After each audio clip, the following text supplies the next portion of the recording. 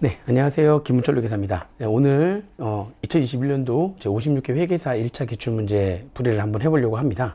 이게 지금 시험이 얼마 안 남았는데 마지막에 한 2, 3일 정도 남았을 때 최종 점검용으로 최근에 모의고사를 풀어보는 게 가장 좋기 때문에 이 문제를 여러분들이 한번 풀어보시고 시간 맞춰서 풀어보시고 또 역시 마찬가지로 어려운 문제라든지 평소에 내가 좀 버렸던 파트 이런 것들은 스킵 하면서 처음부터 끝까지 문제를 다 풀어보시고 시간 내에 그러면서 또 맞춰보시고 이렇게 이런 연습을 하기에 가장 좋은 모의고사이기 때문에 최근 기출 문제를 모의고사 형식으로 한번 문제 풀어보시게 하기 위해서 문제풀이를 지금 하려고 하고 있고요. 역시 마찬가지입니다. 어려운 내용 그리고 좀 평소에 보지 않는 파트들 스킵하면서 40문제 중에서 한 30문제 정도 10문제 정도 스킵하면서 처음부터 끝까지 문제를 풀어보도록 그렇게 하겠습니다. 먼저 1번 이 문제. 자, 국회법상 납세 의무의 성립시기에 관한 설명이다. 옳지 않은 것은. 자, 옳지 않은 것들은 답 위주로만 설명 좀 드릴게요. 일단 1번이 바로 답이죠. 1번. 납세조합이 징수하는 소득세는 일반적으로 소득세는 과세기한이 끝날 때가 납세 의무 성립시기지만 납세조합이 징수하는 소득세는 과세 표준되는 금액이 발생한 달의 말일 날 그리고 또 원천 이수를 하기 때문에 납세조합이 징수하는 소득세는 과세 표준이 되는 금액이 발생한 달의 말일날 납세의무가 성립을 한다. 그래서 일반적인 소득세의 성립시기인 과세기한이 끝날 때가 아니다 라고 하는 거죠. 1번이 틀린 문구가 되겠습니다. 자, 그 다음에 2번 국기법상 국세 우선에 관한 설명이다. 옳지 않은 것은 했는데 일단은 옳지 않은 것은 4번이죠. 법정 기일 전에 저당권이 설정된 재산을 매각해서 그 매각 금액에서 해당 재산에 대하여 부과된 종합부동산세를 징수하는 경우에 그 저당권에 의해서 담보된 채권은 그 종부세 및 강제징수비에 우선한다. 이렇게 되어 있는데, 일단 이런 그 담보된 재산, 그 담보된 그 해당 재산에 대해서 부과된, 세 가지 세금을 우리가 당해세라고 해가지고, 그 당해세, 그죠? 담보된 재산에 부과된, 담보된 그 해당 재산에 부과된 상속세, 증여세, 종부세. 그 세 가지를 당해세라고 해서 그 세 가지 세금은 그 저당권이 언제 되어 있는지 그걸 따지지 않고요. 그 세 가지 세금의 법정 기일이 언제인지 따지지 않고 언제나 그 저당권에 의해서 담보된 채권보다 우선되죠. 근데 이거는 반대로 저당권에 의해서 담보된 채권이 종부세 및 강제징수비에 우선된다고 했기 때문에 틀린 문구가 되겠습니다. 당해세 우선의 원칙에 의해서 담보된 재산에 해당 재산에 부과된 상속세와 증여세와 종부세는 언제나 그 저당권 그래서 담보된 채권보다 우선되는 겁니다. 그래서 4번이 틀린 문구가 되겠습니다. 이렇게. 자, 그 다음에 3번 문제. 국세기본법상 국세 환급금에 대한 설명으로 옳지 않은 거. 자, 옳지 않은 거는 여기 1번이 이제 옳지 않은 건데요. 세무상이 납세자의 환급 청구를 촉구하기 위해서 납세자에게 환급 청구의 안내와 통지를 하면 국세 환급금에 관한 권리의 소멸시효는 중단된다. 이런 안내하고 통지가 소멸시효 중단 사유에 해당되지는 않습니다. 그래서 환급 청구를 촉구하기 위해서 납세자한테 환급 청구의 안내와 통지를 하는 것은 소멸시효 중단 사유에 해당하지 않는다. 그렇죠? 그래서 1번이 틀린 문구가 되겠습니다. 나머지는 다 맞는 문구예요. 자, 4번. 국세 심사에 대한 설명이다. 옳지 않은 것은. 이것도 뭐 좀 쉬운 문제였어요. 이거는. 그렇죠? 국세 심사에 대한 설명 옳지 않은 거 1번. 국세청장은 심사 청구에 대한 결정을 할 때 심사 청구란 처분 외의 처분에 대해서는 그 처분의 전부 또는 일부를 취소 변경하는 결정을 할 수 없죠. 이걸 우리가 고하지 않은 거는 따지지 않는다. 불고 불리의 원칙. 그죠? 심사 청구란 처분 외의 처분에 대해서는 그 처분의 전부 또는 일부를 취소 변경하는 그러한 결정을 할 수 없습니다. 불고 불리의 원칙 때문에. 그래서 4번에 1번이 옳지 않은 설명이 되는 겁니다. 5번 문제. 자, 국세기본법상 같은 세목 및 같은 과세기한에 대해서 세무조사를 다시 할 수 있는 사유, 그러니까 중복조사를 할 수 있는 사유가 아닌 거죠. 지금 보시면 이런 1번이라든지 조세 탈루 혐의를 인정할 만한 명백한 자료가 있다거나 또는 어떤 환급금 결정을 하기 위해서 확인조사를 하는 경우라든지 등등등 1, 2, 3, 4번은 중복조사의 사유가 됩니다. 근데 마지막에 성실도 분석 결과 불성실 혐의가 있는 경우 이게 성실도 분석 결과 불성실 혐의가 있는 경우에는 세무조사의 그런 정계 선정 사유이지 그런 세무조사를 중복조사하거나 재조사하는 사유는 아닙니다. 그렇죠? 그래서 이거 성실도 분석한 결과 불성실 혐의가 있는 경우는 세무조사의 재조사 사유는 아니다. 그렇죠? 답은 5번이 되겠습니다. 5번에. 자, 그럼 6번. 소득세법상 원천징수에 대한 설명이다. 옳지 않은 거에 대한 얘기인데, 이것도 좀 그나마 뭐 다른 답이 쉬웠어요. 계약의 위반으로 인해서 계약금이 위약금으로 대체되는 경우는 원천징수 의무가 없죠. 그렇죠? 그래서 계약의 위약으로 인해서 계약금이 위약금으로 대체되는 경우에는 원천징수 한다, 원천징수 의무가 없기 때문에 틀린 문구가 되겠습니다. 6번 문제도 뭐 이렇게 어려운 문제는 아니었네요. 그죠? 자, 7번 문제. 소득세법상 필요경비에 관한 설명이다. 옳지 않은 것은에 대한 얘기인데, 여기 지금 내용 2번을 보시면 지급일 현재 주민등록 등본에 의해서 그 거주 사실이 확인된 채권자가 차입금을 변제를 받았어요. 그러니까 그 채권자가 지급을 할 때에는 주민등록표 등본에 의해 가지고 어디 있는지 확인이 된 거죠. 근데 그 채권자가 차입금 내가 빌려간 거를 채권자한테 변제를 한 거예요. 한 다음에 채권자가 소재 불명이 된 거예요. 그럼 이거는 그때 내가 그 차입금에 대한 이자는 채권자 불명사 차이자가 아니라는 겁니다. 내가 돈을 지급하는 당시에는 주민등록표 등본에 의해서 확인이 된 거예요. 그리고 내가 다 돈을 줬고 그러고 난 다음에 지급 시기 이후에 지급한 이후에 그죠? 차입금을 다 변제받은 후에 그 다음에 사라진 거예요. 내가 지급할 당시에는 다 확인이 되는 사람이었기 때문에 그러한 사람한테 대한 이자는 이게 채권자 불명사 차이자가 아니니까 필요경비에 산입을 하는 거죠. 그래서 산입하지 않는다, 틀린 문구가 되겠습니다. 이거를 채권자 불명사 차이자로 하지 않는다. 내가 지급할 당시에는 주민등록표 등본에 의해서 확인이 됐기 때문에 그 사람이 차입금 변제받은 후에 소재 불명이 된 경우를 할지라도 채권자 불명이 아니다. 아시겠죠? 그래서 그 사람은 그 차입금에 대한 이자는 채권자 불명사 차이자가 아니니까 필요경비에 다시 산입이 되는 겁니다. 산입하지 않는다 했기 때문에 2번이 틀린 문구가 되겠습니다. 자, 그 다음에 이제 8번 문제. 8번 문제는 이제 주기사 A, 중소기업에 근무하는 영업사원인 거주자 갑의 2022년도 소득 내역인데, 지금 이 소득 중에서 비과세 합계액과 총 급여액이 얼마인지, 그죠? 그걸 각각 구하래요. 그럼 여기 지금, 여기 급여 4천만 원은 얘는 지금 과세가 되는 거니까 총 급여액이 되는 거고, 식사를 제공받으면서 식사를 받는 건 다 과세가 되는 거죠? 이거 전부 다 과세가 되는 거니까 얘도 총 급여액이 되는 거죠?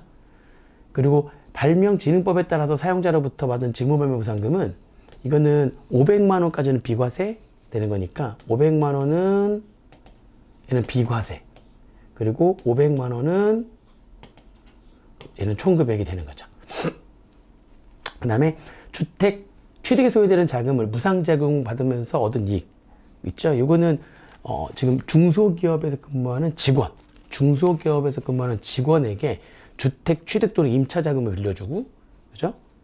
그래서 이자를 받지 않거나 낮게 받으면 법인, 그렇게 한 그 중소기업 법인 입장에서는 걔는 업무관 가직금이 아니고요. 그걸로 인해 가지고 무상으로 제공받음으로써 그 이익을 얻은 자는 근로소득에서 비과세를 합니다. 복리후생 성질의 급여로서 비과세가 되죠. 그래서 얘는 비과세. 얘는 비과세. 그 다음에 주식회사 A가 갑을 수익자로 하는 단체 순수 보장성 보험에 보험료를 지급했는데, 단체 순수 보장성 보험의 보험료는 월 70만 원까지는 복리후생자 성질의 급여에서 비과세, 70만 원을 초과하는 금액은 근로소득으로서 과세가 되는 거죠. 그래서 100만 원은, 자, 70만 원은 비과세, 70만 원 초과하는 30만 원은 총급여로서 과세. 그 다음에 갑이 자기 차량을 업무 수행에 이용하고 실제 여비 대신에 회사 규정에 따라 지급받은 자가운전 보조금 월 20만 원씩 비과세죠. 그럼 여기 200만 원 10개월간 지금 20만 원씩 수령한 거 전부 다 비과세. 시간의 근무수당은 월정액 급여가 210만 원 이하고 직전인데 총급액이 3천만 원 이하인 생산직 근로자 등의 경우여야지만 시간의 근무 추가 근무수당이 240만 원까지 비과세가 되는 건데, 영업사원이었기 때문에 생산직 근로자가 아니죠. 총급액으로 과세. 이렇게. 그죠? 그러니까 총급액으로 과세되는 금액은 4천만 원과, 그 다음에 여기 120만 원과, 그 다음에 여기 500만 원, 여기 30만 원, 그렇죠? 그 다음에 여기 200만 원. 전부 다 더하면 총급액으로 과세되는 금액은 4,850만 원. 그죠? 4,850만 원 되는 거고요. 비과세 금액 합계 금액은 여기 비과세 여기 500만 원, 여기 70만 원, 여기 200만 원. 그죠? 이렇게 되는 거야. 여기 500만 원. 1,270만 원. 그렇죠? 여기 되는. 답은 1번이 되겠습니다. 그다음에 1번.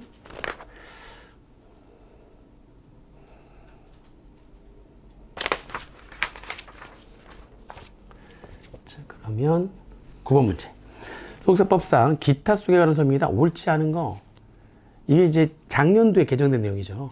공무원이 그러니까 일단 상금하고 부상을 받으면은 원래 일반적으로 기타 속인데, 공무원이 국가나 지자체 등으로부터 공무 수행과 관련해 가지고 받는 상금하고 부상은 얘는 근로소득으로 이제 바뀐 거죠. 얘는 근로소득으로 바뀌고, 그 중에 연 240만 원은 비과세가 되고, 비과세 기타 속이 아닙니다. 공무원이 국가 또는 지자체로부터 공무 수행과 관련해 가지고 받는 상금하고 부상은 근로소득.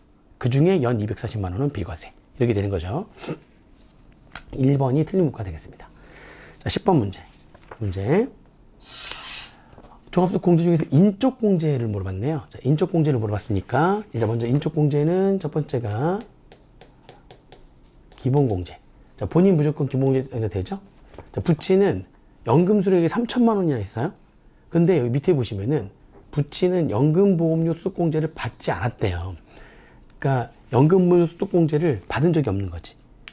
연금보험료 낼 때, 이 연금 수령을 하기 전에는 젊었을 때 연금보험료를 냈을 거 아닙니까?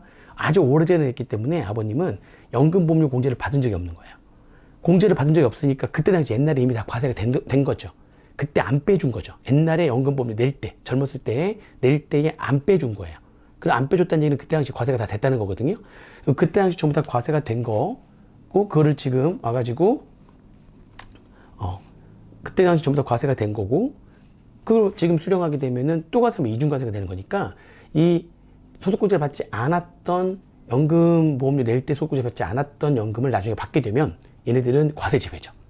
과세되는 금액이 없는, 이거 과세가 안 되는 거야. 3천만 원 다.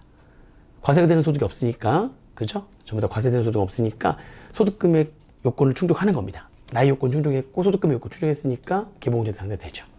모친 소득 없으니까 되죠. 그죠? 아들도 소득이 없으니까 됩니다. 그죠? 이렇게 표시하시면 되고요. 이제 기본공제 다 되네요. 그러니까 4명에서 150만 원. 그래서 기본공제 600만 원 되는 거고요. 그 다음에 두 번째.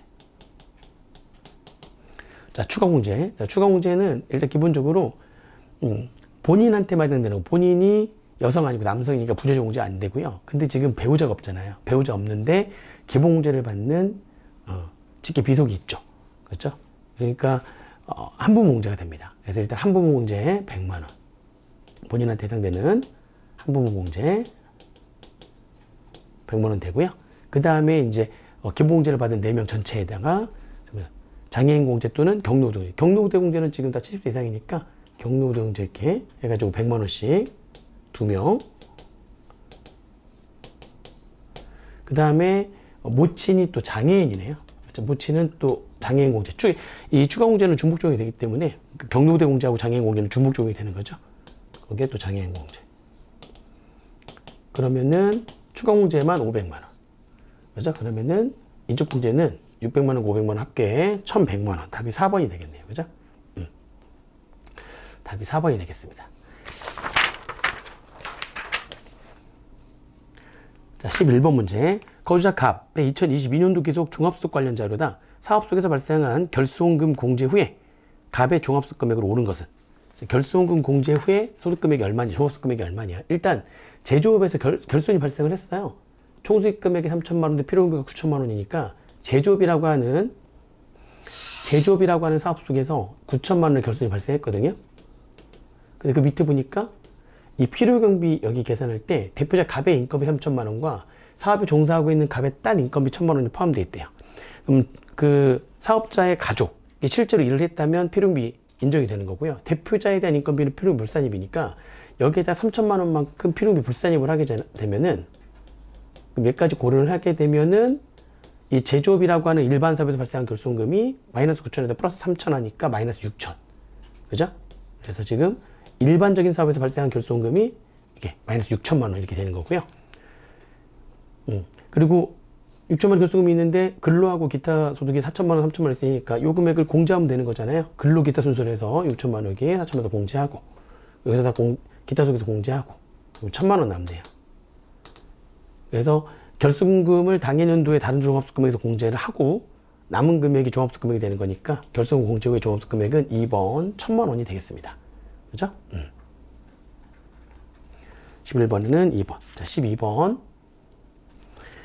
소득세법상 세액공제에 대한 설명이다. 옳지 않은 것은.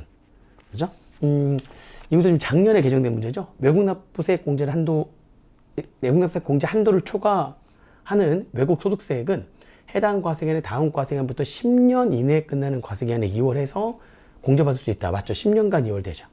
외국납부세액공제는 한도를 초과하는 금액은 10년간 2월 공제가 됩니다. 그래서 그 2월 공제 기간 내에 공제받지 못한 금액은 소멸하는 게 아니라 2월 공제 기간 그 10년 동안에서 그 남은 공제를 받지 못하는 그 외국 소득세액은 2월 공제 기간 종료일 다음 날이 속하는 과세기간, 다음 연도죠. 다음 연도에 소득금액 계산할 때 필요금액 산입할 수가 있죠. 소멸하는 것이 아니라.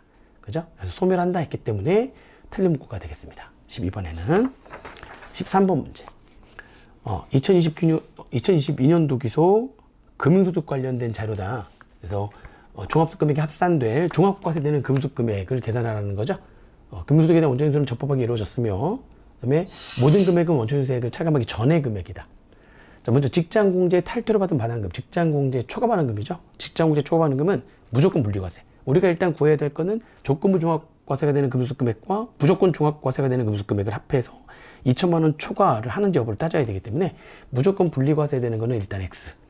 그 다음에 전용계좌 한 개고 납입금 2억 원짜리 전용계좌를 통해서 가면 특정 사회기반시설 투자 집합투자 기구로부터 얻은 배당소득도 무조건 분리과세. 그렇죠? 출자 공동사업자에 대한 배당은 추후에 합산. 일단은 2천만 원 초과액을 따질 때는 일단은 얘는 제외하고 나머지만 가지고 따지는 거죠. 국내은행 정기예금이죠. 이거 일단 조건부 종합과세. 그 다음에 외국 법인으로부터 받은 현금 배당 국내에서 원천인수되지 않은 거라면 무조건 종합과세. 조건부 종합, 얘는 무조건 종합. 얘는 무조건 종합. 외국 법인한테서 받은 배당이니까 그로서 대상 아니죠. 그리고 상장 법인으로부터 받은 현금 배당 조건부 종합. 별도 말 없으니까. 그리고 일반적인 배당이니까 그로서 대상. 자, 이렇게 되게 되면은 일반 금융소득 금액은 얼마냐 해가지고 여기 일반 금융소득 금액, 일반 금융소득 금액은 앞에 가지고 1,000만 원, 2천만 원, 3천, 4,500만 원. 4,500만 원, 그죠? 거기에다가 플러스 그로스 금액은 꽃표시한 금액 2천만 원과 2천만 원 추가한 금액이 2,500만 원 중에서 작은 거. 그로스 금액은 2천만 원의 11%. 그래서 일반적인 금융소득 금액은 그로스 금액이 220만 원이니까 4,720만 원. 거기다가 여기 출자 공동사업자 대명 200만 원을 추후에 합산하는 거죠. 그렇게 되면은 종합과세되는 금융소득 금액은 4,920만 원이 되겠습니다. 이렇게, 응?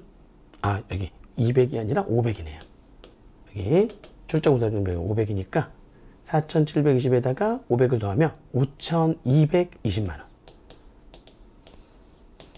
되는 거죠. 그래서 답은 3번이 되겠습니다. 자, 그 다음에 14번 문제. 근로소득만 있는 거주자 갑이 2022년도 중에 지출한 교육비 관련 자료다. 갑의 교육비 세액 공제액, 교육비 세액 공제액을 물어봤네요.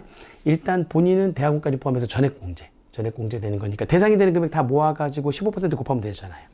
그래서 일단 대상이 되는 금액, 여기 본인에 대한 거는 대학원까지 포함해서 400만 원 대상이 다 되고요. 아들은 일단 대학 등록금 1,000만 원인데 회사로부터 학자금 받아가지고 낸 게 200이 포함되어 있대요. 우리가 세액공제나 소득공제 대상이 되는 금액은 나의 과세가 되는 소득금액으로 지출한 금액이 대상이 되거든요. 1,000만 원 중에 200만 원도 회사로부터 받은 학자금이니까 회사로부터 받은 자녀 학자금은 과세가 되는 소득이거든요. 그러니까 내가 번 돈으로 내가 낸 거예요. 과세가 되는 소득으로 내가 낸 거죠. 그러니까 차감하지 않고 1,000만 원이 전부 다 대상이 됩니다. 근데 대학교 등록금 한도가 있잖아요. 본인 게 아닌 거는 대학교는 900만 원 한도를 하기 때문에 여기 한도에 걸려가지고 아들에 대한 등록금은 여기 900만 원만 교육비 세액 공제 대상이 되는 금액이 되고요. 딸은 중학교 교과서 10만 원, 30만 원 전부 다 교육비 300만 원 범위 내에 있죠. 그렇죠? 중학교 취약전아동 초중고는 1인당 300만 원 한도로 40만 원 전부 다 되는 거죠. 모치는 직계 존속과 기초생활수급자는 일반적인 부양가족 교육비의 대상이 되지 않습니다. 그래서 대상이 되지 않죠. 자, 그럼 대상이 되는 금액은 400만 원, 900만 원, 그리고 40만 원. 대상이 되는 거 전부 다 합하면 1,340만 원. 교육비 세액 공제 대상이 되는 금액 1,340만 원에 15%를 곱하면 교육비 세액공제 금액은 201만 원 되는 겁니다. 답은 3번.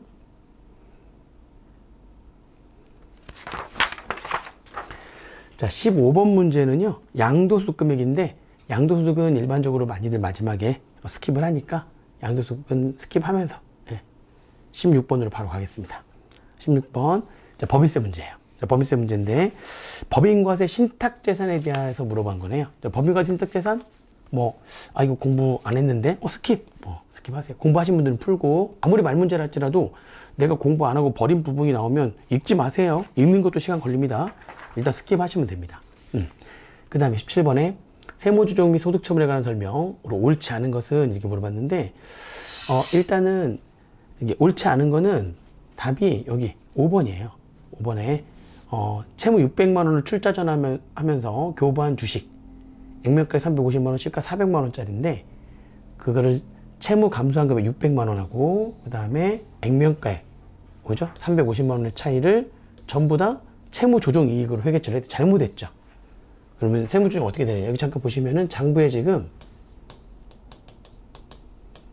채무 600만 원 하고 그 다음에 주식 발행한 금액 액면가액인 자본금 350만 원, 이 차이를 전부 다 채무 조정 이익 해가지고 이렇게 잡아놨대요. 잘못한 거죠. 해법은 채무 없어진 거 600만 원 맞죠? 그리고 액면가액은 250만 원 맞습니다. 근데 여기 시가가 400만 원 있잖아요. 그러면 주발초가 250이 아니라 액면가액 350. 그럼 주발초가 시가가 400만 원이니까 주발초가 50만 원 되겠죠. 그리고 그 시가를 초과해서 발행하는 이익이 이게 처음엔지 이익이 되는 거죠. 처음엔지 이익은 200만 원. 이렇게.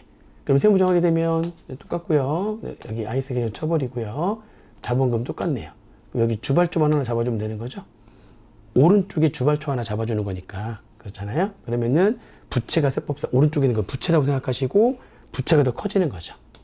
세무정하게 되면은 송금사입 또는 입금불산이 부채가 더 커지는 거니까 주발초에 대한 차이. 근데 진짜 부채는 아니고 진짜는 주발초라고 하는 자본의 구성 내역의 차이죠. 그래서 0.5, 즉 50만 원, 소득처분은 기타. 입금불산이 주발초에 대한 채 50만 원, 기타. 이렇게 했었어야 되는 거죠. 그래서 여기 입금불산이 요것만 했었어야 되는데, 아이고, 기타. 틀렸네요. 입금산이 50만 원 기타에 입금불산이 50만 원 마이너스 아닙니다. 입금불산이 주발초에 대한 차이 50만 원, 기타로 했었어야 되기 때문에 5번이 잘못된 세무조정이 되겠습니다. 그렇죠? 17번은 그래 틀린 거고요. 17번에 5번이 답이 되겠습니다. 18번. 자, 영리내국법인인 주기사 A의 22기 자료다. 각 사업 면적 수수금액으로 오른 것은 정기까지는 회계처리하고 세무조정이 다 정확하게 이루어졌대요. 자, 그러면 당기순이익부터 출발하는 거죠. 세무조정할 때.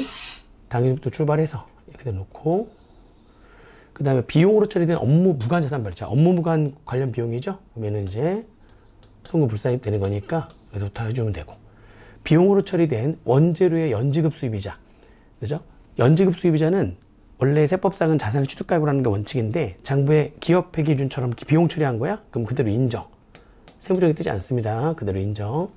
그 다음에 법인세 환급금이 수익으로 처리됐대요. 그죠? 환급금, 법인세는 낼 때 송금불산입이었으니까 들어오더라도 입금불산입 되는 거죠. 얘는 입금불산입. 차감해야죠. 그리고 환급금이자는 무조건 입금불산입.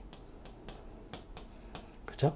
되는 거죠. 그 다음에 자산으로 처리된 특수관계인으로부터 고가 매입한 토지의 시가 초과 상당액 20만 원. 그죠? 이거는 지금 그 시가 초과 상당액 그 20만 원에 대해서는 세무조정하게 되면은 일단 20만 원만큼 토지가 지금 시가가 초과되어 있으니까 20만 원만큼을 감액하고 송금산입 20만 원 감액하고 마이너스 유고. 그리고 특수관계자한테 고가 매입해가지고 시가 초과한 금액이니까 자산으로 지금 처리되어 있으니까 자산을 감액 처리하고요. 그리고 그걸 부계부로 잡아야 되죠. 송금, 불산입, 부계부. 특수관계자가 누군지 모르니까 특수관계자에 대한 사회유출. 이렇게. 그죠? 20만 원은 차감 정도 해야 되고 가산조 이중세무조정이 뜨는 거기 때문에 세무조정할 때 영향을 미치지 않죠. 그 다음에 기부금 한도 초과 금액이 넘어와가지고 송금산입 됐네요. 이것도 단기 송금산입. 기부금 한도 초과 금액의 송금산입. 공제 가능한 이월구속, 그죠? 공제 가능한 이월구속금은 각사수 금액을 구한 다음에 빼는 거죠. 각사수 금액을 구할 때 영향 미치지 않고요. 각사수 금액을 구한 다음에 그 다음에 빼는 겁니다. 얘는 고려사항이 아니죠. 자, 그러면은 각사수 금액은 여기 150만 원부터 출발해 가지고 70만 원 더하고요. 그죠? 얘네들은 입금불산입 빼고 여기 송금산입 10만 원 빼고, 그죠? 그리고 70만 원 더하고 61만 원 빠지네요. 150만 원에다 70 더하고 61만 원 더하고 빼고 하는 거니까 순액으로 9만 원 더하면 되죠. 그러면은 159만 원. 답은 159만 원이 되겠습니다. 19번 문제. 자, 제조업을 영위하는 영리내구법인 중에서 A의 제22기 자료다. 의제배당 및 수입배당금 관련 세무조항이 각 사업연도 수금액에 미치는 순영향으로 오는 것은, 지금 보니까 무상증자 해가지고 무상증자를 재원으로 해서 무상주를 받았어요. 의제배당도 있고, 의제배당이 있으니까 수입배당금 입금세입도 됐겠죠. 주식회사 A는 여기다 B가 잉여금 자본 전입했어요. 자본 전입 결의는 2022년도 3월 3일 날 액면 발행한 무상주 중 10%를 지분비율, 자기 지분율이 지금 10%라는 얘기죠. 무상증자 재원을 이렇게 된대요. 자기 처분이익은 의제배당 재원이고, 주식의 포괄적인 교환자익은 주발주 성격이니까 의제배당 재원이 아니죠. 재평가 적립금은 1%의 재평가세가 적용된 재평가 적립금만 의제배당 재원이잖아요. 근데 그 150만 원의 재평가 적립금의 자본주입 재원은 1% 과세분 400만 원과 3% 과세분 100만 원으로 구성되어 있는데, 그 중에 총 500만 원 중에 30%인 150만 원이 자본주입 된 거거든요. 그럼 이 150만 원도 4대 1로 구성이 돼 있죠. 그럼 이 중에 의제배당 재원은 150만 원 곱하기 4대 1이니까 5분의 4, 80%. 그러니까 120만 원이 의제배당 재원이고요. 30만 원은 의제배당 재원이 아니죠. 그럼 전체 지금 의제배당 재원은 220만 원과 120만 원. 그러니까 합계 340만 원이 의제배당 재원이고요. 지분율이 10%니까 의제배당액은 뭐 자기 주식이 좀 없다고 했으니까 의제배당액은 340만 원 10% 34만 원 되겠습니다. 그래서 의제배당액 34만 원, 장부에는 아무런 혼액 처리가 없었을 거니까 입금산입, 무상주로 인한 의제배당 34만 원 요거 이렇게 하시면 되죠. 수입배당 입금불산입은 지금 지급이자가 지금 없으니까 지급이자 차감이 없는 상태에서 수입배당금 입금불산입은 입금세율이 30%. 그죠? 수입배당 입금불산입. 그래서 이거에 30% 하게 되면은 수입배당 입금불산입은 10만 2천 원. 입금불산입 기타. 이렇게 되는 겁니다. 그래서 순액은 34만 원의 입금산입과 10만 2천 원의 입금불산입이 뜨는 거니까 순액은 23만 8천 원만큼이 소득금액에 미치는 영향이 되는 거죠. 23만 8천 원 플러스. 답은 4번이 답이 되겠습니다. 그렇죠? 네. 자, 20번 문제. 송금에 관한 설명이다. 옳지 않은 것은. 그렇죠? 옳지 않은 거. 이 탭을 보시면은 여기는 지금 3번이 답이 되는 거예요. 송금에 대한 설명으로 옳지 않은 거. 영리내구법인으로부터 건당 3만 원을 초과하는 용역을 공급받고 그 대가를 지급하는 경우에. 그렇죠? 법정 증명서류 이외의 증명서를 수취하면은 송금에 산입하지 않는다. 접대비가 아닌 경우에는요, 접대비 지출을 하지 않는 상태에서 기타 업무 관련된 지출을 했을 때는 영수증 받았을 때 어떻게 할 거냐. 건당 3만 원 이하면 전액 송금 인정하고 가산세도 없죠. 근데 건당 3만 원을 이렇게 초과하게 되면, 그 3만 원 초과되는 거는 부가세를 포함해서 말하는 겁니다. 건당 3만 원을 초과하게 되면은요, 송금으로 다 인정을 하지만 2%의 가산세가 적용됩니다. 송금에 산입하지 아니죠. 접대비가 아니면 영수증 받았더라도 다 송금으로 인정이 됩니다. 근데 건당 3만 원을 초과하는 경우에는 송금으로 인정하되 2%의 가산세가 부과가 되는 거죠. 그래서 이제 그 송금에 산입하지 않는다 했기 때문에 3번 문구가 이제 틀린 문구가 되겠습니다. 자, 21번에 이제 기부금 문제인데요. 기부금 문제도 이거는 실제 문제가 나오면 스킵. 이번 문제도 스킵을 하시고요. 22번 문제 볼게요.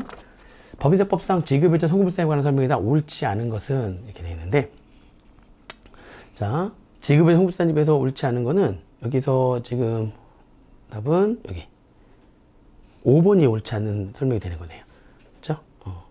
사업용 유형자산 건설에 소요된 것이 분명한 특정 차입금의 연체로 인해서 생긴 이자를 원본에 가산한 경우에, 그걸 원본에 가산하게 되면 그 가산한 금액은 얘는 건설자금 이자가 되는 겁니다. 얘는 자본적 지출이 되는 거죠.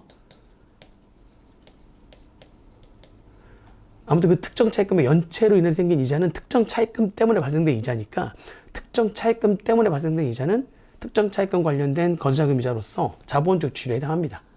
얘는. 근데 그 원본에 가산한 그 금액, 그 원본에 가산한 금액에 대한 지급이자는 요거는 특정 차입금 때문에 발생되는 지급 이자가 아니죠.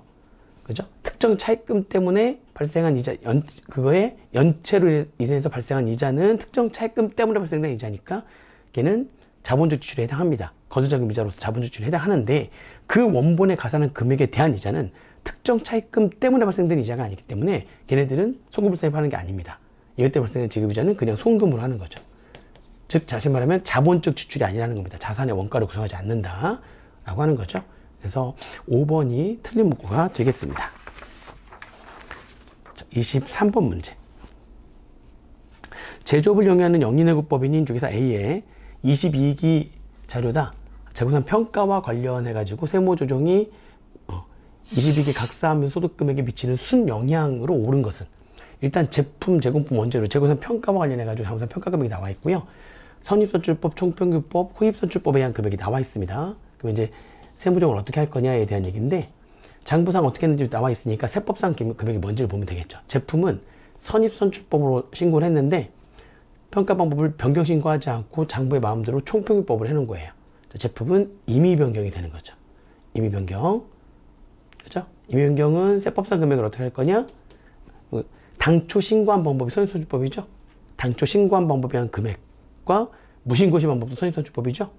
둘 중에 큰 금액으로 한다. 선입선출법을 하는 거네요. 장부는 300만 원인데 세법은 320만 원 돼야 되는 거니까 세무조정은 입금, 산입 20만 원 되겠습니다. 성취업은 당연히 유보죠.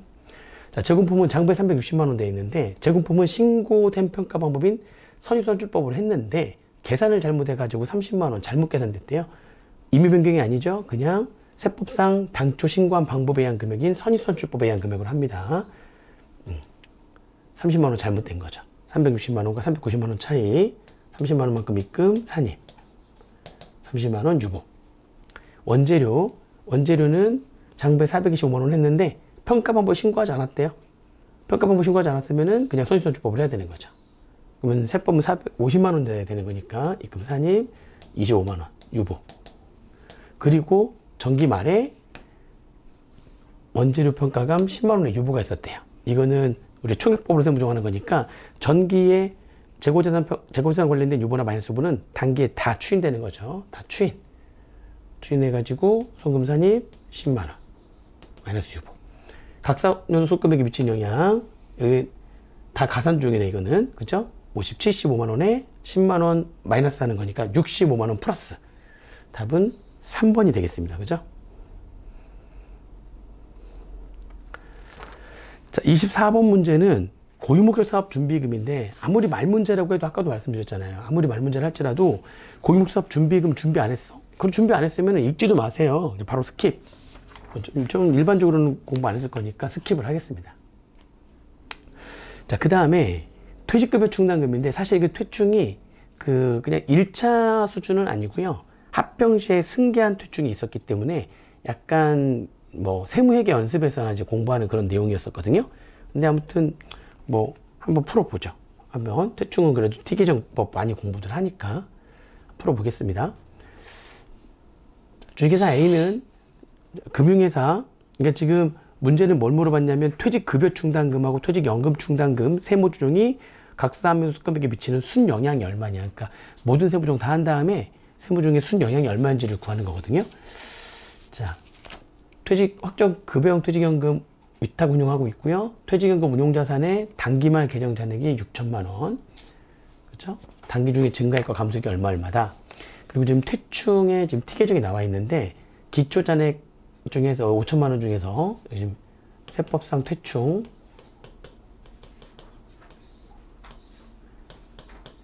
기초금액 중에서 480만 원이 송금 부인된 금액이래요. 그러면은 세법상 기초금액 200만 원이죠.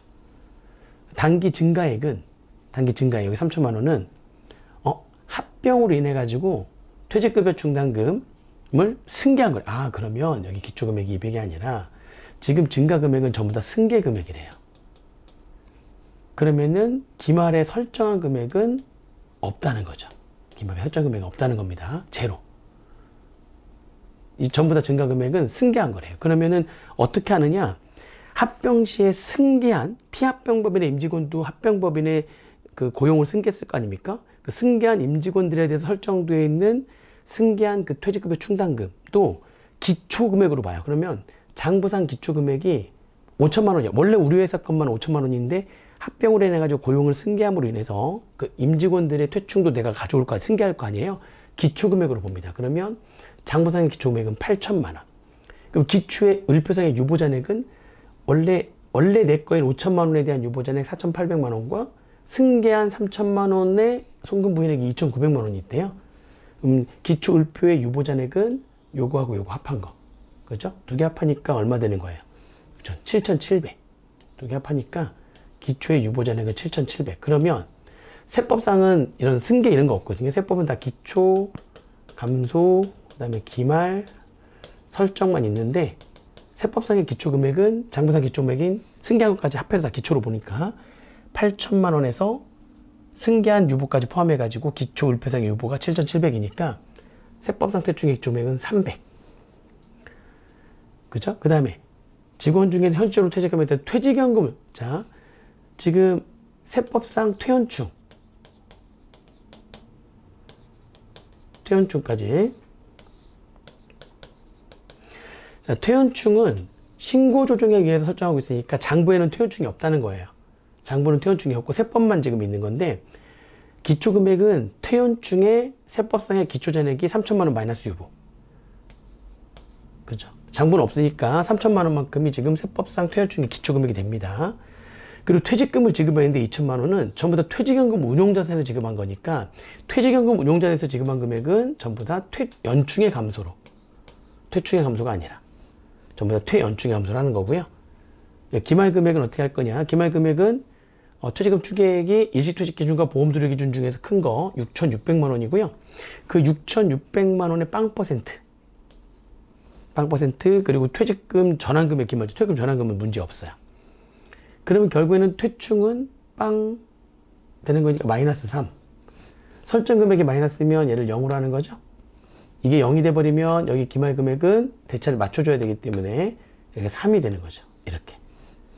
자, 그러면 다 세법상 퇴충 다 마련됐네요. 그럼 퇴연충의 기말. 퇴연충의 기말은 얘를 어떤 금액으로 할 거냐만 알면 설정 금액은 끼워넣기 하면 되죠. 여기 기말 금액을 어떻게 할 거냐? 둘 중에 작은 거. 퇴직금 추계액. 퇴직금 추계액이 지금 6,600이거든요. 퇴직금 추계액에서 6,600에서 퇴충의 기말 잔액 300을 뺀 금액 6,300만 원과 퇴직연금 운용자산의 기말 잔액. 그러니까 퇴직금 추계액에서 퇴충의 기말 잔액을 뺀 나머지 6,300만 원만큼을 퇴연충의 기말 잔액으로 하려고 하는데 그만큼을 퇴연충의 기말 잔액으로 하려면 외부에 그만큼 돈을 맡겨놔야 되거든요. 근데 외부에 맡겨진 금액은 6천만 원밖에 없으면은 둘 중에 작은 금액인 6천만 원만 여기 기말 금액이 된다는 겁니다. 6,300만 원까지 할 수 있었는데 외부에 맡겨놓은 금액이 6천만 원이니까 6천만 원까지만 기말 금액이 되는 거예요. 그러면 설정 금액은 둘 더해서 빼면 되니까 5천 금액. 그렇죠? 자, 그럼 세무조정 어떻게 할 거냐? 자, 세무조정은 자, 퇴충에서 여기 감소 차이 여기 2천만 원과 빵원 차이. 그렇죠? 왼쪽이니까 자산이라고 생각하고 세법상 자산이 더 작죠? 송금산이 2천만 원 마이너스 유보. 퇴충에 대해서. 그 다음에 설정은 장부에도 설정은 없고요. 세법도 설정은 없는 거죠. 설정은 세무정이 없어요. 그 다음에 퇴연충. 퇴연충은 지금 장부는 없거든요. 근데 감소가 장부에는 지금 퇴연충이 신고종으로 설정했기 때문에 세법상 퇴연충은 없어요. 근데 감소 세법상 왼쪽 감소가 더 크잖아요. 그럼 이거는 송금 불산입. 오른쪽에 설정 금액, 세법상 설정 금액이 더 크죠? 송금 산입 5천만 원. 자, 세무조정의 순액은 송금 산입 2천만 원 마이너스 유보와 여기 마이너스 이거와 이거 송금 산입, 송금 불산입 없어지고 송금 산입 5천만 원만 남네요. 그래서 이 퇴충 퇴연충의 세무조정의 순액은 마이너스 5천만 원. 답은 4번이 되겠습니다. 그죠? 이렇게 퇴출 문제 건드려 봤는데, 이거는 그 합병 시에 피합병 법인으로부터 승계한 그 퇴충이 세법상으로는 기초금액이라는, 기초금액으로 봐서 세무조정을 해야 된다는 거, 그것만 좀 주의하시면 되겠습니다. 그죠? 26번에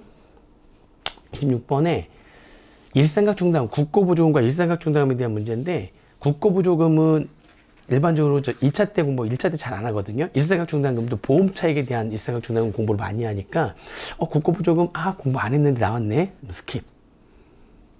스킵. 자, 그럼 27번은, 영인회구법인 주의사 A의 22기 자료인데, 토지 및 가지급금 관련 세무조정이래요. 근데 그 가지급금 관련 세무조정은 지급여자 송부사입을 제외하고 하래요. 가지급금 관련해가지고는 지급여자 송부사입을 제외하면 가지급금 인정이자만 세무조정하라는 거죠. 그때 22개 각사한 매수금액에 미치는 순영향으로 옳은 것은, 자, 자료를 보겠습니다. 자, A는 공장을 증축하기 위해서 지금 특수관계인 갑이 소유한 토지를 전년도, 그러니까 2021년 전년도 5월 6일 날 3천만 원을 취득하고 다음과 같이 회계처리를 했대요. 시가는 2천만 원인데 고가로 취득한 거죠. 이렇게. 그래서 전년도에 이렇게 회계처리를 했습니다. 근데 전년도에 전부 다 지급한 게 아니네? 미지급했네? 그죠? 그 다음에 또 주기사 A는 특수관계자 을에게 전년도 9월 달에 2천만 원을 업무하고 무관하게 돼요. 업무관 가지급금으로 돈을 빌려줬고요. 현재 단기만 현재 회수하지 않았고, 이자 수익으로, 이자에 대한 약정이 없으니까 계산한 금액이 없대요. 그리고 이렇게 차입금하고 지급이자 내역이 있는데, 차입금 모두 은행으로부터, 특수관계자가 아닌 은행으로부터 차입한 거고, 그죠? 차입일은 2021년도 8월 달에, 2021년 6월 달에 차입해가지고 단기만 현재 계속 갖고 있었으니까, 이 차입금은 1년 중에, 연중에 변동이 없는 거네요. 자, 아무튼. 그럼 여기 토지에 이렇게 고가 취득한 거에 대한 내용부터 정리를 좀 할 건데, 전기에 지금 장부에는 토지가 3천만 원, 현금이 1,500만 원, 미지급금이 1,500만 원. 전기에 근데 세법은 어떻게 하느냐? 지금 고가로 매입을 했는데 세법상 취득가액은 시가잖아요. 토지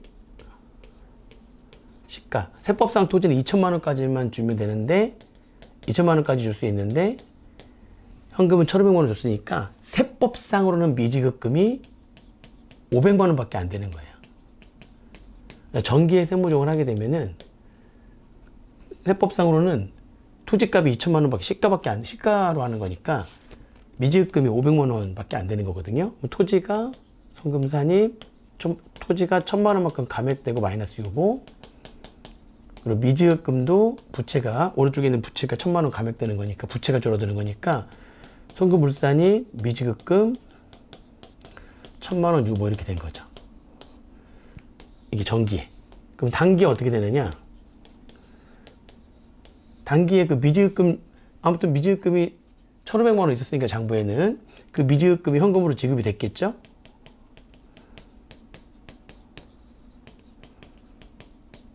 그럼 세법은 어떻게 할 거냐? 그러면 현금이 지금 1,500만 원 나온 건 사실이고요. 세법상 미지급금은 500만 원밖에 없어요. 그럼 세법에서는 500만 원보다 더 준 금액이 이때 와서 부계부로 인한 사회유출이 되는 거예요. 대금을 일시에 지급한 게 아니라 이런 식으로 대금을 이렇게 분할해 가지고 지급을 하게 되면은, 그렇죠? 이렇게 회계 처리가 된다고요. 세법은 500만 원까지만 더 주면 되는데 그보다 더 줬으니까 이때 와서 부계부가 1,000만 원 되는 거죠. 그러면 이렇게 현금을 쳐버리고요. 세무조정 하게 되면은 미지급금이 1,000만 원 줄어들고, 송금산입 미지급금 1,000만 원 마이너스 유보하고요. 그리고 그 사회유출 1,000만 원만큼 이제 송금 불산입, 이제 이게 부계부로 인한 사회유출이죠. 부계부로 인한 사회유출, 특수한 계좌가 누구냐에 따라 가지고 사회유출로 처분합니다. 그래서 이 토지와 관련해 가지고 단기에 정기권 제도 이루어졌고, 단기에 각사하면 수금액에 미치는 영향은 없어요. 이게 송금산입하고 송금불산입하고 한 번씩 하기 때문에 각사소금에 미치는 영향은 없습니다. 그래서 지금 이 토지와 관련해 가지고는 각사소금에 미치는 영향이 없다, 이렇게 보시면 되고요. 그러면은 지급이자 송금불산입은 제외한다고 했으니까 가지급금 인정이자만 세무조정하면 되거든요. 이자 받은 거 없으니까 인정이자만 계산해가지고 입금선입하면 되는데, 인정이자는 금전자 거래 시가를 신고하지 않았고 자금 대여 당시에 차입금이 있었기 때문에, 그러면 자금 대여 당시에서 자금 대여한 시점이 9월 달이고 2021년도 9월 달, 자금 대여 당시에 이 차입금들이 다 존재했죠. 자금 대여 당시에 존재했던 이 차입금을 가지고 가중평균 차입이자율을 계산하시면 되죠. 그렇죠? 가중평균 차입이자율은 차입금, 가중평균 자금 대여 당시, 그때 당시 가중평균 차입이자율은 그때 당시에 차입을 전년도 자금 대여 당시에, 그러니까 전년도에 1년 내내 존재하지 않았잖아요. 그래도 무조건 그 차입금이 1년 내내 존재했도록 가정해 가지고요, 가중평균 차입이자율을 계산하면 됩니다.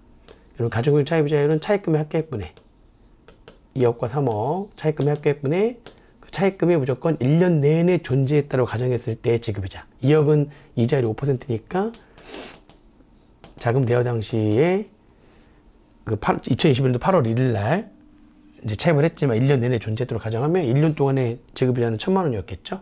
3억도 마찬가지로 10% 하는 거니까 3,000만 원. 이렇게. 그죠? 그래서 5억 분의 4천만 원. 5억 분의 4천만 원이니까 가중평균 차입이자율이 8%. 그럼 가증금 인정이자는 2021년도 9월 달에 빌려준 2천만 원을 올해 1년 내내 아직 회수하지 않았기 때문에 올해 1년 내내 가증금이 2천만 원이 그대로 존재하는 거거든요. 가증금 2천만 원이 그대로 존재하는 거니까 그 가증금 1년 내내 존재했던 2천만 원에 적소 계산할 필요 없죠. 1년 내내 존재했으니까 그냥 가중평균 차입이자를 곱하면 160만 원이 가증금 인정이자가 되는 겁니다. 이자 받은 거 없으니까. 입금 산입하고 특수한 계좌가 누군지 안 나와 있죠. 특수한 계좌가 누군지 안 나왔으니까 특수한 계좌에는 사유 위출로 이렇게 속촉을 하면 되죠. 그래서 요 토지의 고가 매입과 그 다음에 업무관 가증금으로 인한 각사무소 금액에 미치는 순영향은 160만 원 플러스가 되겠습니다. 답은 2번이네요. 그죠?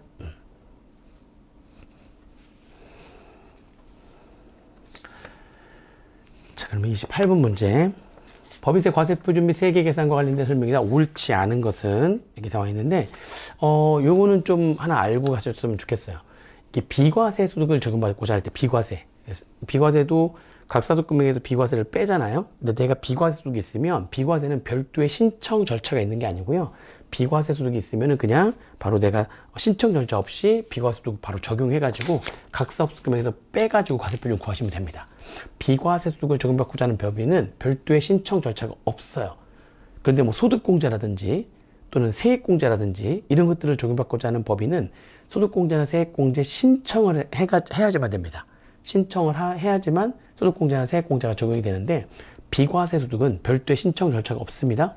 걔네들은 비과세 소득에 해당되는 소득이 있어? 바로 비과세 적용해가지고 각사소득금액에서 차감하시면 되는 겁니다. 그래서 신청하여야 한다. 비과세 소득 적용받고자 한다면 틀린 문구가 되겠습니다. 18번에. 그 다음에 이제 29번 문제인데, 29번 문제는 외국납부세 공제에 대한 문제였어요. 그래서 외국납부세 공제에 대한 문제. 뭐 공부를 하신 분들은 이거 외국납부세 차감 납부할세 법인세액이니까 외국납부세 공제를 적용해, 그것도 계산하고 최저한세 적용하고 하는 그런 문제였거든요. 난 최저한세 나는 뭐 1차 때 공부 안 해 버렸어? 스킵. 29번에 스킵하시면 됩니다. 30번. 부가가치세법상 공급가액에 관한 설명이다. 옳지 않은 것은. 예. 공급가액에 대한 설명이다. 옳지 않은 것은 전부 다 지금 아래 제어는 다 과세 대상인데, 옳지 않은 건 1번이 바로 옳지 않은 게 되는 거네요. 시가 100만원짜리 재화를 판매를 하고 제3자적인 마일리지와 그리고 현금 제3자적인 마일리지로 30만원 결제했고, 그리고 현금으로 70만원 결제를 한 거예요. 그러니까 내가 100만원짜리 팔고 제3자적인 마일리지로 30만원 상대방이 결제를 했고 현금으로 70만원 결제를 했어요. 근데 그 제3자적인 마일리지로 결제한 금액은 보전받지 않기로 약정함에 따라서 3자로부터 보전받은 금액이 없다는 거죠. 그때 A의 공급가액은 70만 원이다. 이렇게 되어 있는데, 이 3자적인 마일리지로 결제한 금액이 있었을 때는 주의하셔야 되는 거죠. 제 3자적인 마일리지 결제를 하고 있었을 때 그게 예외적인 거 둘 중에 하나에 해당되면, 그 제 3자적인 마일리지가 그걸 결제를 했을 때 예외 둘 중에 하나에 해당되면, 그러면 과세표준은 시가가 됩니다. 시가가 되고, 만약에 그 예외적인 사항 둘 중에 하나에 두 가지에도 다 이거 다 해당되지 않으면, 그러면은 마일리지로 결제한 것 이외의 결제 수단으로 결제받은 거, 현금, 아니면 현금으로 결제받은 거죠. 이거하고 제3자 적립 마일리지로 결제했을 때 보존받은 금액이 합계 금액이 과세 표준이 되는 겁니다. 그럼 이거는 예외가 적용되는 거냐, 원칙이 적용되는 거냐. 자, 예외가 적용되는 두 가지는, 예외가 적용 두 가지는 첫 번째 이거죠. 이게 자기 생산 취득재화를 주고 제3자 적립 마일리지로 결제를 했을 때 보존받은 금액이 없는 경우, 보존받은 금액이 없으면 이거는 거래처한테 물건 공짜로 주고 대금을 안 받은 거랑 똑같이 보는 거예요. 사업상 증여. 사업상 증여로 보는 거니까 사업상 증여, 제품에 대한 사업상 증여 시에 비상각 자산일 때 과세 표준은 시가죠. 그래서 이건 예외가 적용되는 겁니다. 사업상 증여에 해당해가지고 얘는 시가인 100만 원을 공급가액으로 하는 겁니다. 과세 표준으로. 근데 70만 원을 한다 했기 때문에 틀린 물가 되겠습니다. 또 한 가지 예외.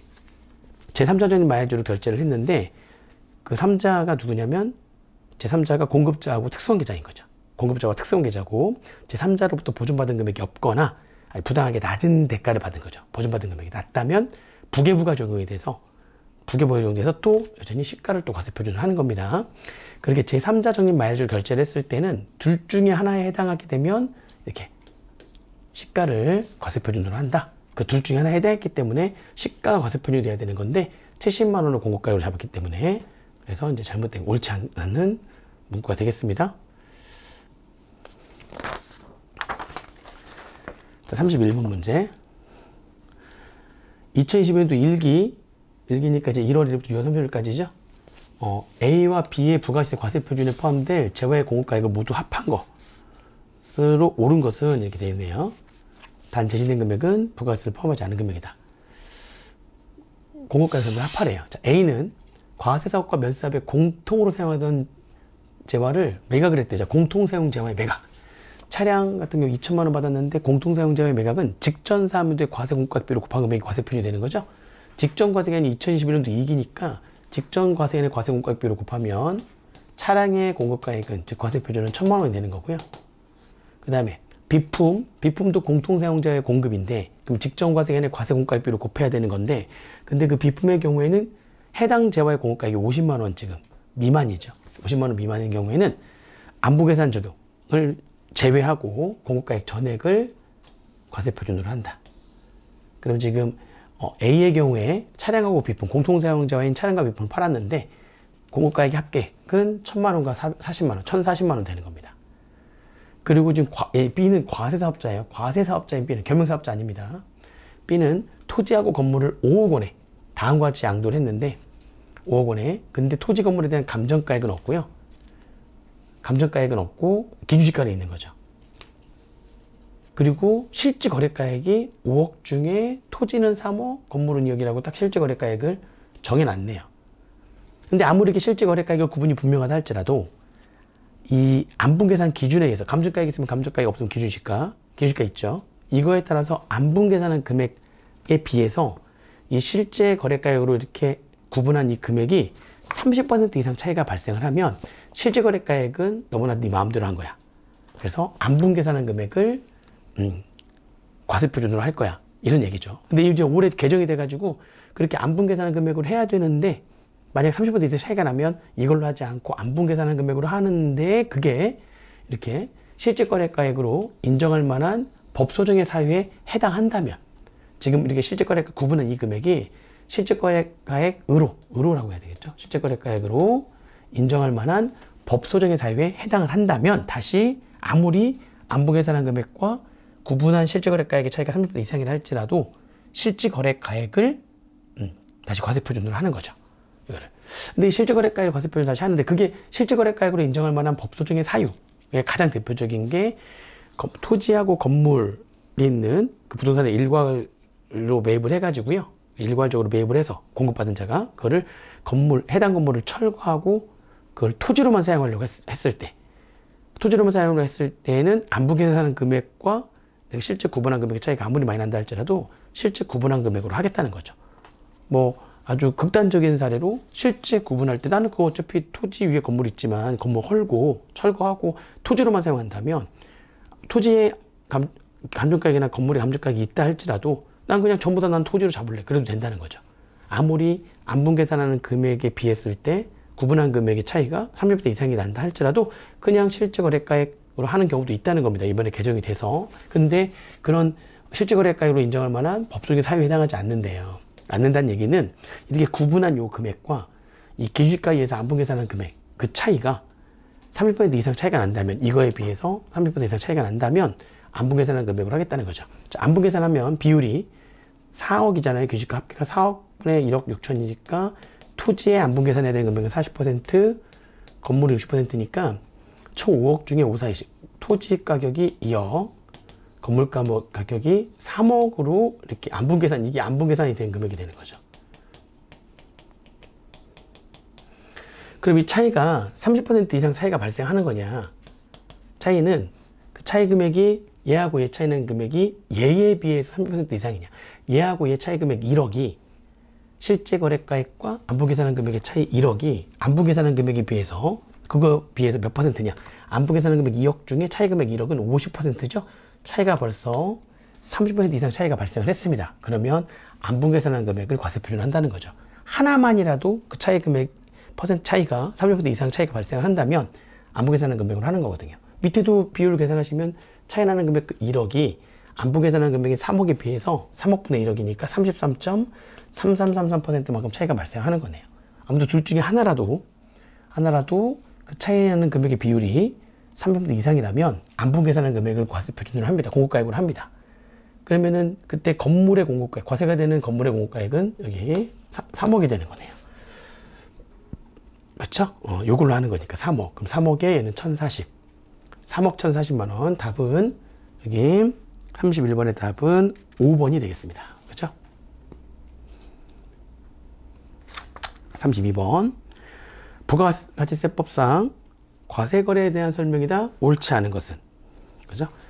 답은 요건 바로 3번이 바로 답인데, 사업자가 대가 정보를 자기 적립 마일리지로만 결제, 제3자 적립 마일리지로 결제한 거 없이 자기 적립 마일리지로만 결제하면 되게 쉽죠. 걔는 그냥 과세 표준에서 바로 과세 표준에 포함하지 않기 때문에 제외하면 됩니다. 그러니까 전액을 다 자기 적립 마일리지로 결제를 받고 재화를 인도했을 때는 과세되는 금액이 없는 거죠. 재화의 공급으로 보지 않습니다. 그렇죠? 자기 적립 마일리지는 매출 할인이 한꺼번에 발생하는 거나 마찬가지다. 이런 얘기 했었죠. 얘네들은 아예 재화의 공급을 보지 않습니다. 과세되지 않죠. 자, 33번 문제. 다음 거래에 대한 각 사업자의 부가가치세법상 처리를 설명한 것으로 옳은 것은, 그죠? 자, 여기서 지금 나와 있는데, 먼저 내용을 보면은 2021년도 11월 1일 날 B에게 제품 1,100만 원을 판매하고 약속금을 받았는데, 그게 부도가 발생해가지고 2022년도 1월 20일 날 금융회사로부터 부도 확인을 받았대죠. 2022년도 1월 20일 날 부도 확인을 받았다면 대손이 확정된 시점은 언제냐? 6개월 지나고 하루 플러스 더 되는 거니까 대손 확정일이 속한 과세기간에 매출세에서 차감하는 거기 때문에 대손 확정일이 중요한 건데 6개월 플러스 하루 더 7월 21일이네요. 자, 그러면은 이때 2022년도 2기에 대손이 확정이 됐고요. 2기 확정 신고 때 공급자는 매출세액에서 대손세액 100만 원이죠. 대손세액을 차감하고 공급받은 자는 2020년도 2기 때 매입세액에서 차감합니다. 아무튼 공급자든 공급받는 자든 이때 차감하는 거예요. 공급자는 매출세액에서 차감하고 공급받는 자는 매입세액에서 차감하고.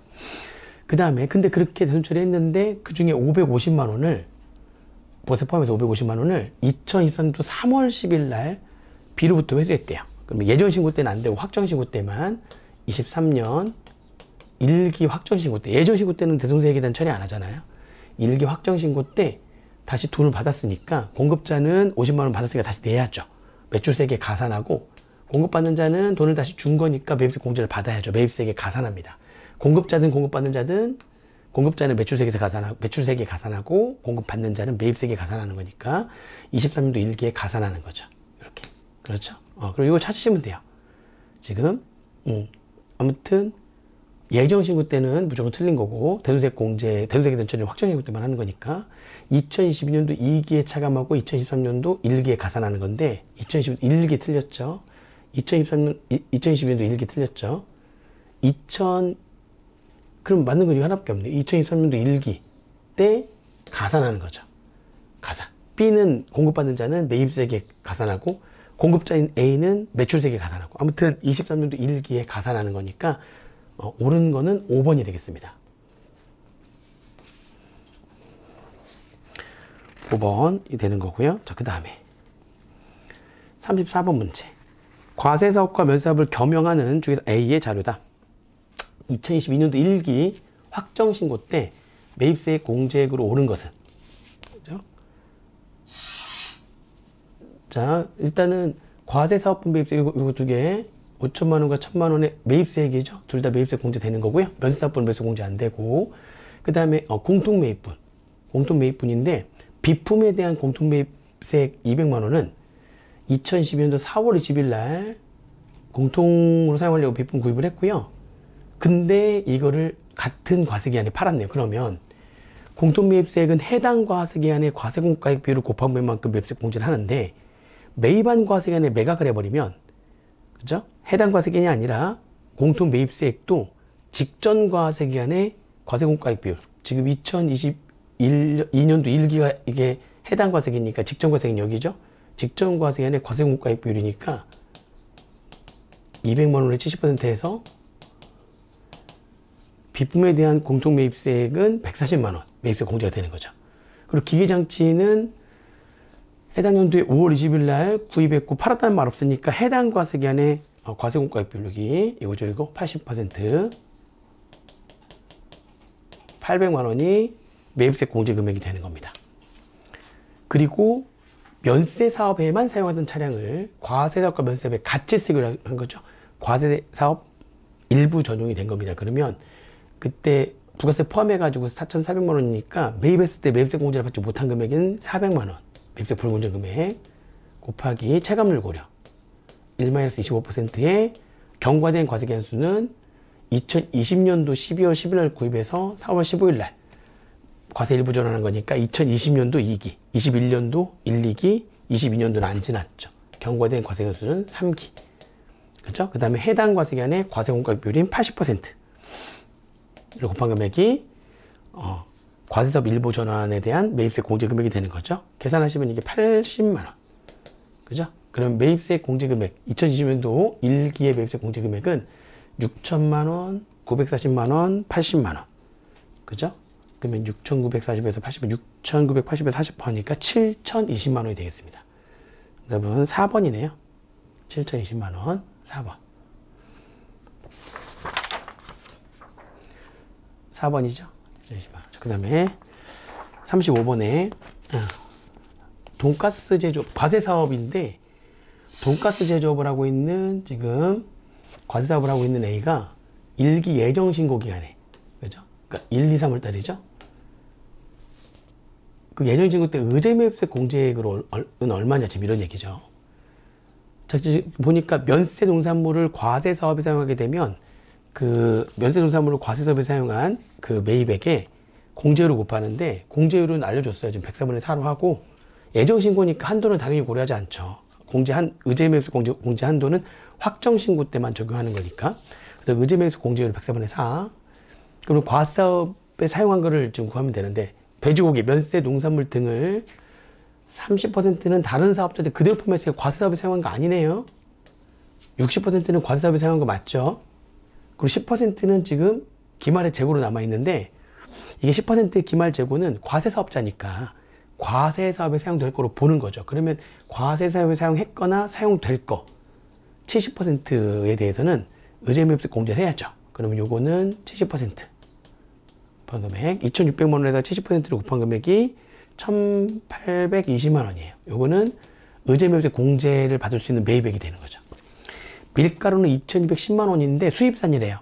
면세 농산물 등이죠. 이것도 면세 농산물 등의 경우에는 수입한 거는 관세 과세 가격만 매입액에 들어가요. 관세는 아니고, 그쵸? 그렇게 되는 거고, 만약에 국내산이면은 운임 등의 부대비용 제외하는 거고, 운임 등의 부대비용이 없었으니까, 그리고 얘는 관세만 들어오는 거고요. 소금도 맞아. 소금 들어와야 되는데 여기 있네요. 운송업자에게 부대비용 발생한 거는 제외하는 거니까, 얘에서 이거 빼는 거니까, 그죠? 이거에다가 소금은 요거 여기서 빼니까 얼마 되냐면 소금은 1,040만 원, 1,092만 원에서 50만 원 빼는 거니까, 그렇게 되는 거고요. 근데 치즈는, 소금하고 치즈는 다 돈가스 제조에 사용됐지만, 과세사업에 사용됐는데, 치즈는, 이거는 가공식품이기 때문에, 치즈나 뭐 생크림이나 이런 것들은 면세 농산물 등이 아니에요. 면세 농산물 등이 아니니까 치즈는 의제면세 공제 대상이 아닙니다. 김치도 면세 농산물 등에 해당합니다. 이것도 이제 규격화된 용기에 담아 팔지 않으면 면세 농산물 등에 해당하는데, 그런 과세사업에 사용하지 않았어요. 종업원한테 그냥 한식당 반찬으로 제공했기 때문에, 이것도 과세사업에 사용되지 않았기 때문에 의제면세 공제 대상이 아니죠. 그러면 의제면세 공제를 받을 수 있는 금액은 여기 1,820만원, 1,040만원, 2,080만원. 이거 전부 다 합한 다음에 곱하기 104분의 4를 하게 되면 의제면세 공제 금액이 나오는 거죠. 그래서 의제면세 공제 금액을 계산하시면 이게 190만원 되는 겁니다. 190만원. 그래서 의제면세 공제 금액은 190만원이다. 그렇죠? 답은 2번이네요. 의제면세 공제는 190만원. 답 2번. 그죠? 자, 36번입니다. 부가가치세법상 매입세 공제에 관한 설명이다. 옳지 않은 것은? 매입세 공제에 관한 설명이다. 옳지 않은 거. 바로 1번이 바로 답이 되겠습니다. 법인사업자로부터 전자세금 발급을 받았는데, 그 전자세금계산서가 국세청장에게 전송이 안 된 거는 법인이 잘못한 거죠. 그 전자세금 발급받은 내가 잘못한 게 아니죠. 그래서 그 발급한 사실이 확인되면 매입세 공제를 받을 수 있죠. 받을 수 없는 게 있습니다. 그리고 그 법인사업자는 그 전송을 하지 않았기 때문에 이제 가산세를 내면 되는 거고요. 나는 아무튼 전자세금을 발급받은 자지 내가 전송하는 게 아니니까, 전송되지 않았다고 했을 때 사실 확인됐는데도 공제를 할 수 없다. 이건 잘못된 거죠. 공제할 수 있습니다. 36번에는 1번이 틀린 문구가 되겠고요. 여기 지금 4번 문구하고 5번 문구는 이번에 개정된 내용이에요. 개정 내용. 그래서 이거 공부를 좀 하셔야 됩니다. 올해 나올 수 있죠. 재화의 공급 시기 전에 세금계산서를 미리 발급받았어요. 공급 시기 전에. 사실과 다른 세금계산서죠. 선발급 세금계산서 아닙니다. 공급 시기 전에 세금계산서 발급받았는데, 그 재화의 공급 시기가 그 세금계산서 발급일로부터 작년까지는 30일 이내에 도래하고, 해당 거래 사실이 확인돼서 납세지 관할세무장이 경정하는 경우에는 매입세 공제를 할 수가 있다. 6개월이 아니라 30일이었죠. 30일 내에 거래를 하는 거죠. 공급도 하기 전에 세금계산서를 미리 주고받았는데, 그 원래 안 되거든요. 선발급 세금계산서에 해당하지 않으면 안 되는 거야. 근데 세금계산서 발급받고서 30일 내에 해당 거래 사실이 확인되고, 그 관할세무장이 경정하면 매입세 공제를 받을 수가 있었다. 그게 30일 이내에 해당 거래 사실이 확인되는 게 6개월 이내로 개정된 거죠. 더 기간을 더 여유 있게 준 겁니다. 6개월 이내 도래하고 해당 거래 사실이 확인되면, 그렇죠? 발급을 미리 했고, 그리고 발급일로부터 6개월 내에 공급 시기가 도래하면은, 그리고 그 거래 사실이 확인되면 매입세 공제해주겠다. 6개월로 바뀌었죠. 그다음에 5번도 이번에 개정된 내용인데요.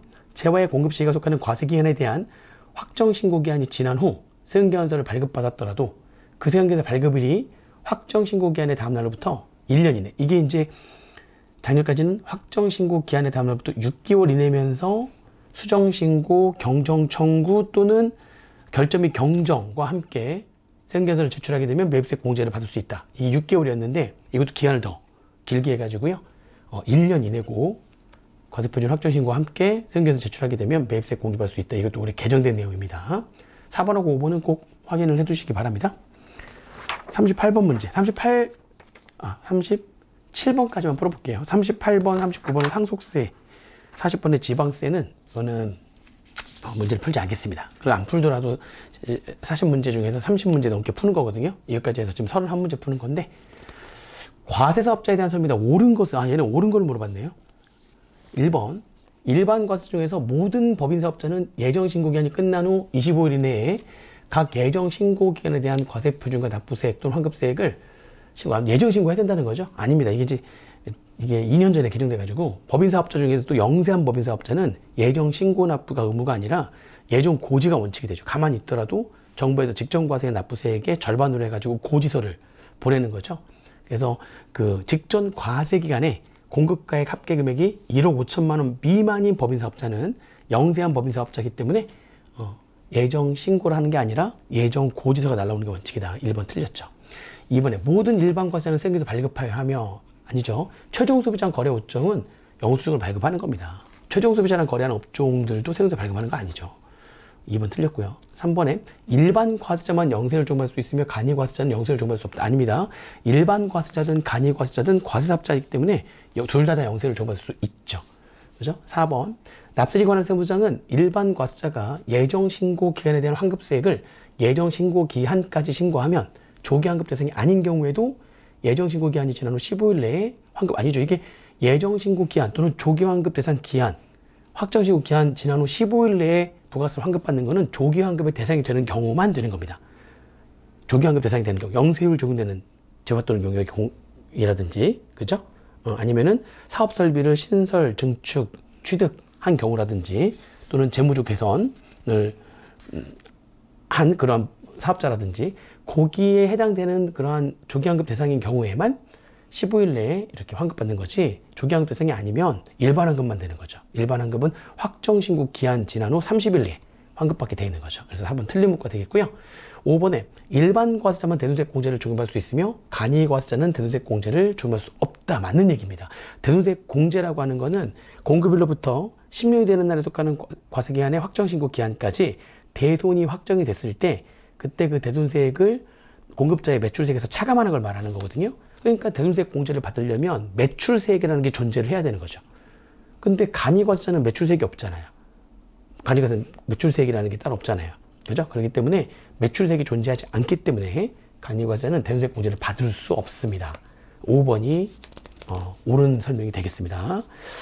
자, 이렇게 해가지고 지금 2021년도 56회 회계사 기출문제를 한번 풀어봤습니다.